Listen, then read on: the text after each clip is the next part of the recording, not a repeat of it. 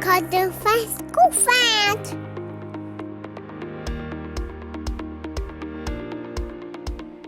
Hello everyone, welcome back to Cut the Fiscal Fat. Family, finances, relationships and money, emotional health and well-being. Financial literacy is defined as the knowledge and understanding of areas related to personal finance, money, and investing. And it is critical for navigating financial decisions and life. In 2019, a Standard & Poor's survey ranked the U.S. number 14 globally in terms of its citizens' financial literacy, with only 57% of U.S. adults considered financially literate. 4 out of 10 lack necessary financial knowledge. And at the end of last year, when asked about their personal stressors, 60% of Americans identified money as a significant source of stress.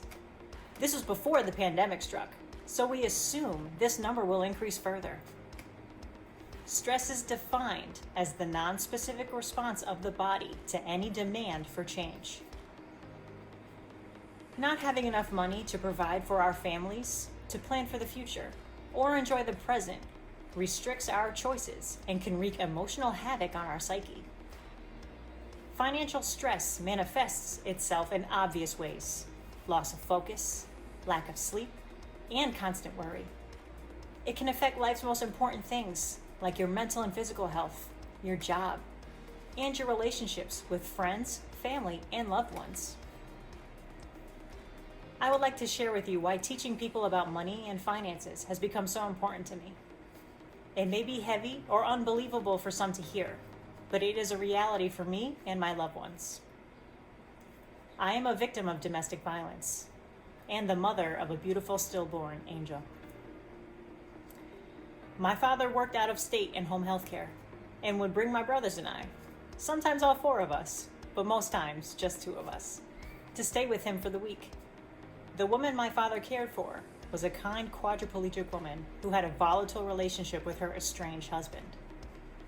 On the night of August 13th, 2004, her ex-husband came to her house with a gun, while my father, my brother, and I were also inside.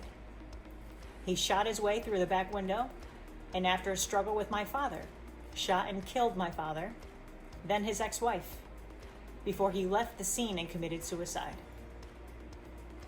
leaving my brother and I physically unharmed. This tragic and horrible event left my mother a widow, and my brothers and I fatherless. The trauma that followed for me was difficult to overcome, and much of it I was never able to talk about or deal with until I met Eric. He has provided me with strength and a rational analysis to face much of my past, and not only accept it, but to use it as a fuel for my fire. This summer marks the point in my life where I have been without my dad longer than I had him in my life. I miss him. I know he would be proud of me for my newfound strength and direction. In addition to coping with that, last October, Eric and I suffered the loss of our beautiful daughter, our second born, who came to us as an angel 6 weeks before she was due. Someone who loses their spouse is called a widow. Someone who loses their parents is called an orphan. There is no word for a parent who loses a child, as there is no way to describe the pain. And having to watch that pain ripple through your extended family and loved ones. When I lost my father, our family did not have money or financial security. Even though I was in my mid-teens and didn't have bills, it made life and coping with our grief even harder for our entire family. When we lost our daughter, Eric's financial preparedness allowed us to focus on our grief and caring for our first daughter, and picking each other up as often as necessary. We are blessed to have the love and support of our closest family and friends, and we were not distracted or stressed by bills or upcoming expenses, which allowed us to better cope with our grief. My heart will always be broken. My grief will always be my burden. But neither will prevent or slow me from wanting to share my knowledge and offer support to anyone wanting to obtain financial independence. Here are a few things you can do to manage and ultimately defeat financial stress. Change your relationship with money. You can't make financial changes if you don't know your income, expenses, and fiscal habits. Have a plan. Have a budget in place and stick with it. Limit or eliminate unnecessary purchases and have a 24-hour rule with large purchases you are considering, helping to ensure you don't have any impulse buys. Prepare yourself for the future. Start taking steps to have a solid emergency fund and create additional streams of revenue, both of which will benefit you in the time of unforeseen emergencies or expenses. And it's very important to surround yourself with the right people, the significant other included. Your inner circle should be those you trust, those who support you unconditionally, and those who push you and encourage you to do better and be better.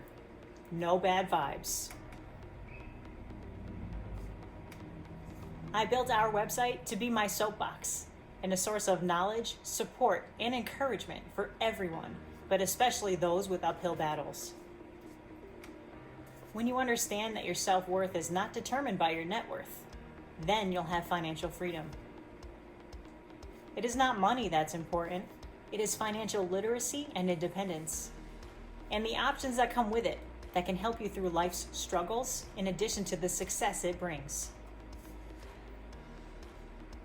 Thank you for watching. Please like this video and subscribe to our channel. Don't forget, we have a free expense tracker on our website. And never be hesitant to ask questions. Be safe, be smart, and go audit yourself.